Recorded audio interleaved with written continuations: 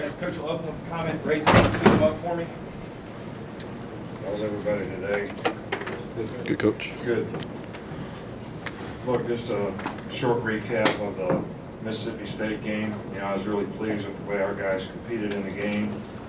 Guys played hard, tough physical game like it always is against those guys. But, offensively, I thought we had good balance. We ran the ball effectively, and we made a lot of explosive plays in the game.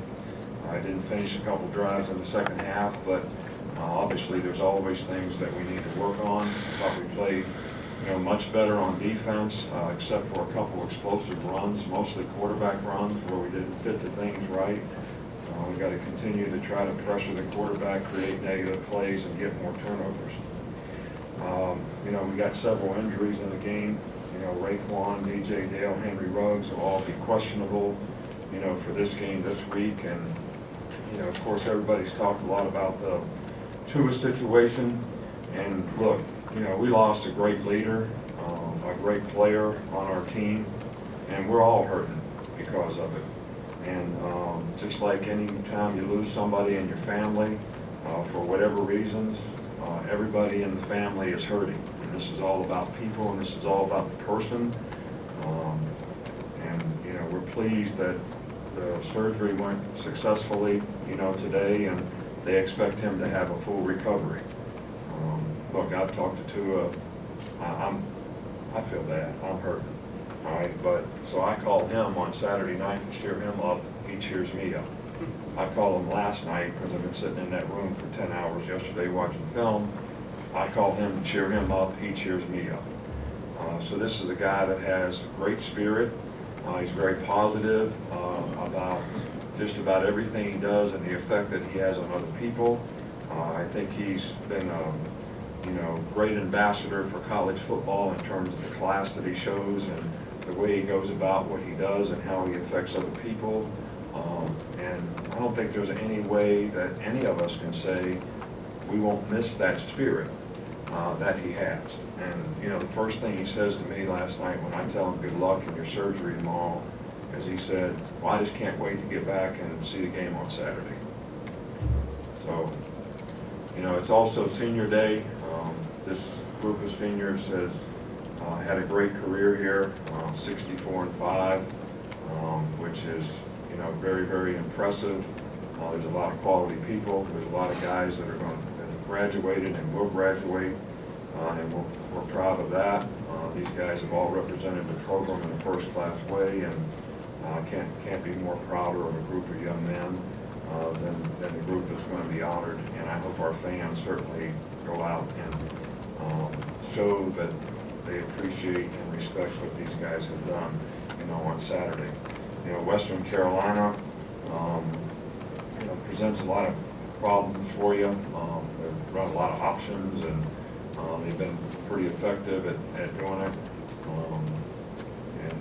This game is really not about who we're playing, but it's about us continuing to be able to sort of build and rebuild the identity that we want to play to as a team.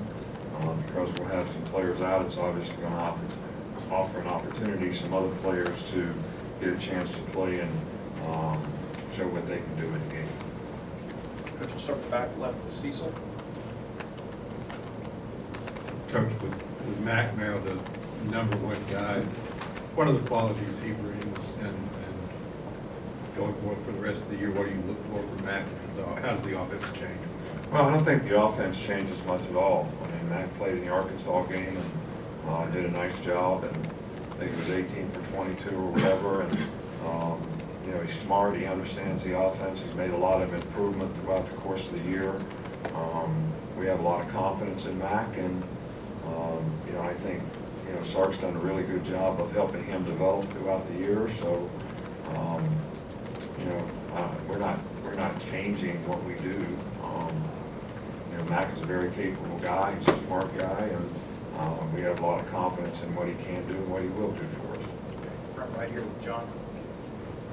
It seems like as soon as Tua gets hurt, people start speculating on his future and all that. Do you avoid until he's maybe ready, until he's kind of reached that point, even talking to him about playing? Look, our only concern is his health, his well-being, you know, and him making a full recovery. And our medical staff has done a phenomenal job in terms of how they handled this. Helicoptered him to Birmingham, found out what was wrong with him right away. Consulted every expert, in the country.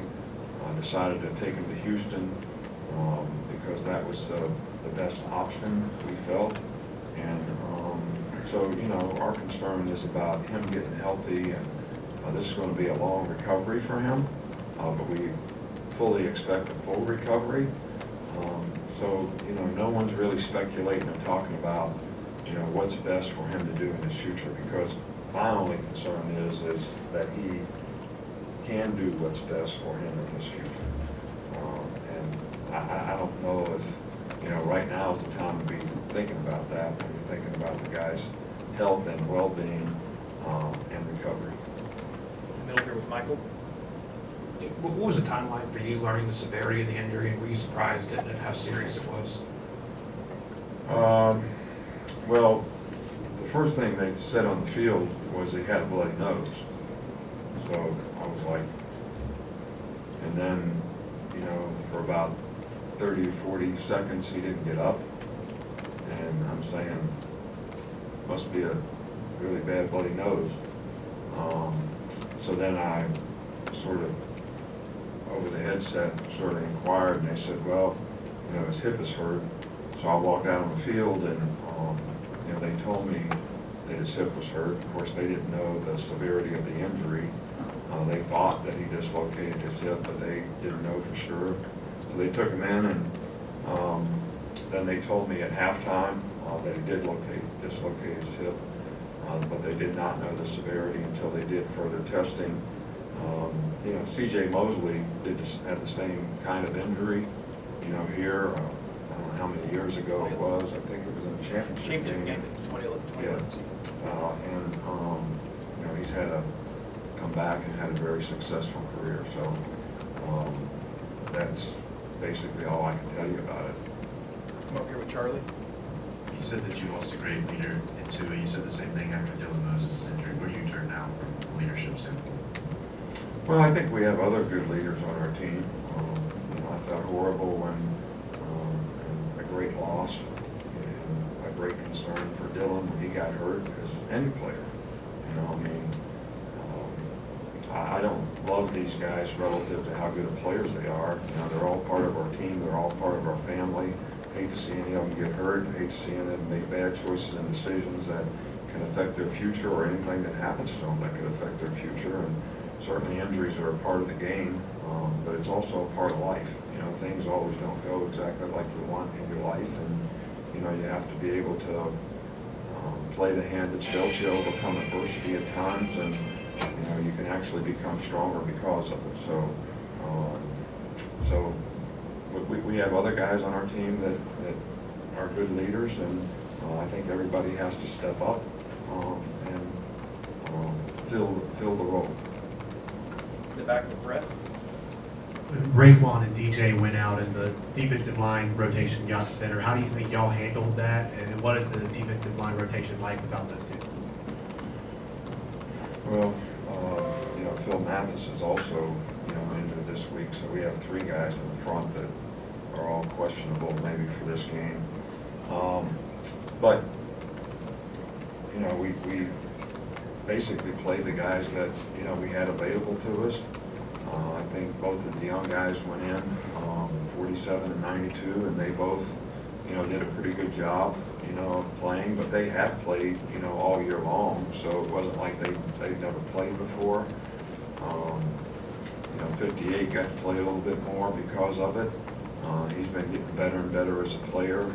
So we will actually have to play a couple guys, in this game that has not played, but they have games left, so this would not negate the opportunity that they could still be redshirted if they ended up playing in this game. So we have 7 scholarship guys left in the defensive line, and they'll all have to make a contribution in this game if all these guys are out for the game. Middle with Joe Goodman. Nick, what has it been like to coach Tua during his career here, and what will his legacy be for you? Well, you know, you'd like to say that you want to be fair and honest with all players, and you like to say you treat them all the same, but that's probably not the case. And I can think back to, you know, 4 or 5 players that I actually truly could say I really love those guys, you know, as people, the way they did things, the contribution that they made, how they affected other people. And, you know, Tua would be one of those 4 or 5 guys. I mean, he's just a fabulous person, a really good player, really cares about his team and his teammates, and never had one issue of problems with them since he's been here. You know, he's worked hard, he supported his teammates when he didn't play, he supported Jalen when he didn't play, Jalen supported him when he did play. So I can't say enough good things about him and his family and the impact that they've had on the program here. I know this has been a painful weekend for you. How have you processed that, and looking back, have you second-guessed your decision to play him against Mississippi State? No, not at all. I mean, I don't know. I think as coaches, you know, the guy was healthy. He didn't have a problem with his ankle. Certainly didn't look like he had a problem with his ankle, which would have been the only reason not to play him in the game. You know, it's an SEC game. You know, typically you play the best players on your team at every position. So why wouldn't we play him? If I knew he was going to get hurt, I wouldn't play him. And if I knew he was going to get hurt, if I knew any player was going to get hurt, I'd have taken Raekwon out, I'd have taken Ruggs out, I'd have taken them all out. But unfortunately, we don't have that kind of hindsight. So, you know, I'm not second guessing the fact that we played him. So, what if we wouldn't have played him and not won the game? I mean, how can you assume that you would win a game by not playing your best players? I've never, ever done that, and don't intend to do it in the future. Because that's the only way you can be fair to players, and that's the only way that you can be fair to the team. And Tua absolutely wanted to play in the game, did everything he could to play in the game, to get ready to play in the game, and he's our #1 quarterback. So, I don't know. I mean, if Aaron Rodgers was able to play in the game, would they not play him in the game? I don't really know. I don't know how else to do it. A couple more, James? What did you think of how Shane Lee played on Saturday, and how is he progressing in terms of the responsibilities of the Mike linebacker? Yeah, well, Shane probably played one of his best games of the year. Made a lot of plays and did a good job, better job at tackling.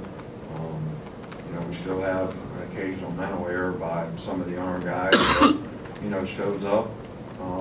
But, you know, I thought this was his best performance, most consistent game, and I see him sort of starting to develop confidence in what we're asking him to do and how he's going about doing it on a consistent basis. Finish up here with Tony. From a character standpoint and just like a teammate, how has the team rallied behind Mac Jones since Saturday? Well, I haven't seen the team yet, so, you know, we gave them off yesterday, and, you know, they're coming in at 2 o'clock today. But our team has always, whether it was the Arkansas game, you know, last week when we were a little uncertain on, you know, Monday and Tuesday whether Tua would be able to play in the game or not. But I think the players have confidence in Mac, and I think, you know, they like Mac, and I think all the players around Mac need to know they need to play really, really well so that he has the best opportunity to be successful, which will give us the best opportunity to be successful. All right, Coach, thank you. All right, thank you.